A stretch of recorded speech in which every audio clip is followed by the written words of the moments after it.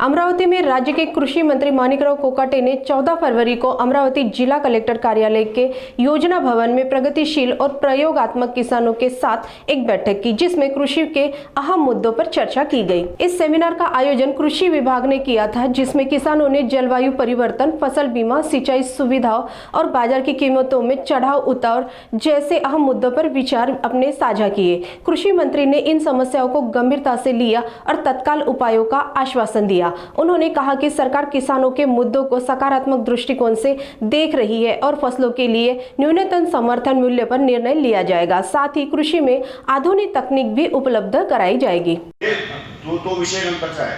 पहिली गोष्ट आपल्याला योजनेमध्ये सुटसुटीतपणा कसा आणायचा आहे त्या संदर्भातली चर्चा आहे। तर त्या संदर्भामध्ये फर्स्ट आम्ही 15 दिवसाची मुदत देऊ। 15 दिवसामध्ये त्याने कागदपत्र सबमिट केले तर ठीक आहे, त्याने 15 दिवसात कागदपत्र सबमिट नाही केले आम्ही त्याच्या खालच्या नंबराला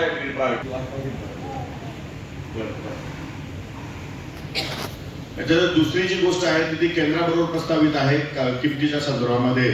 ते केंद्र सरकारशी, केंद्रीय कृषी मंत्र्यांशी आम्ही बोलून आणि तो या ठिकाणी प्रयत्न करतो त्यासाठी भाववाढी संदर्भात। तिसरी महत्त्वाची गोष्ट की यांत्रिकीकरणामध्ये जे आपली अपेक्षा आहे ते साधारण कुठल्या प्रकारचे यांत्रिकीकरण करावं, नंबर 1। नंबर 2, बी बियाणामध्ये काही सुधारणा करण्यासारखं असेल तर ती सुद्धा सजेशन आपण दिलं तर बरं होईल। कारण सोयाबीनची उत्पादकता काही ठिकाणी कमी, काही ठिकाणी जास्त, सोयाबीनचे जे बी बियाणं आहे त्या संदर्भात काही लोकांच्या मनामध्ये संशय आहेत, तर या संदर्भातले 2-3 ठिकाणी जर मार्गदर्शन केलं तर आपण बरं होईल। नंबर 2। नंबर 3 ची अत्यंत महत्त्वाची गोष्ट अशी आहे की देशाचे सहकार मंत्री सन्माननीय अमित भाई शाह यांनी कोऑपरेटिव्ह या ठिकाणी संस्था स्थापन केलेली आहे। त्या संस्थेमध्ये सेंद्रिय जर उत्पादन तुम्ही निर्माण केली तर ते बाजार भावापेक्षा 500 रुपयाने अधिकच्या किमतीने ते खरेदी करणार आहे, परंतु त्याचा नाशवंत अशा प्रकारचा भाजीपाला वगैरे चालणार नाही। आता सोयाबीन तर ते घेऊ शकतात, त्यामुळे सोयाबीन जर तुम्ही सेंद्रिय या ठिकाणी शेती केली तर या ठिकाणी त्याला बाजार भावाच्या 500 रुपये जास्त भावाने जी केंद्राची संस्था आहे ती या ठिकाणी विकत घेणार आहे। त्या केंद्राच्या संस्थेची काही अधिकारी मला असं वाटतं की आपल्या विभागामध्ये काम करतायत। त्यामध्ये यवतमाळला काल एक अधिकारी भेटला, आज ते इथे पण येणार आहे। तर त्या संदर्भात पण त्यामध्ये कंडिशन आहे ते एनडीडीबीच्या लॅब मध्ये टेस्टिंग करून तुमचा माल सेंद्रिय आहे की नाही खात्री केल्याशिवाय खरेदी करणार नाही। टेस्टिंग आहे ते करतील, सगळं ते करतील, पण कंडिशन एक आहे की तो माल सेंद्रियच असला पाहिजे। त्यामुळे त्या संदर्भात शेतकऱ्यांनी योग्य तो निर्णय घ्यावा असं माझं मत आहे। आता बोला पुढे। माझी अशी मागणी आहे, हे आपण सोयाबीनचं जे बियाणं मार्केटमधून घेतो हे गुणवत्तेचं मिळत नाही, तर हे महाबीज आणि शासनानं हे सोयाबीनचं बी पुरवावं।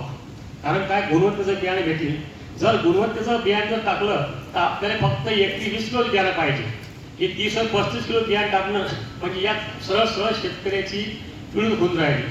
दुसरी गोष्ट, मी कांदा उत्पादक शेतकरी आहोत। कांदा उत्पादक शेतकरी ताबडतोब कृषी विभागामार्फत, कृषी अधीक्षकामार्फत ताबडतोब कांदा चारा देण्याचे प्रयत्न आपण करावे, ही नित्य माझी विनंती आहे। ठीक आहे। तर नमस्कार, मी राहुल रविराव कारंजा येथून बोलतो।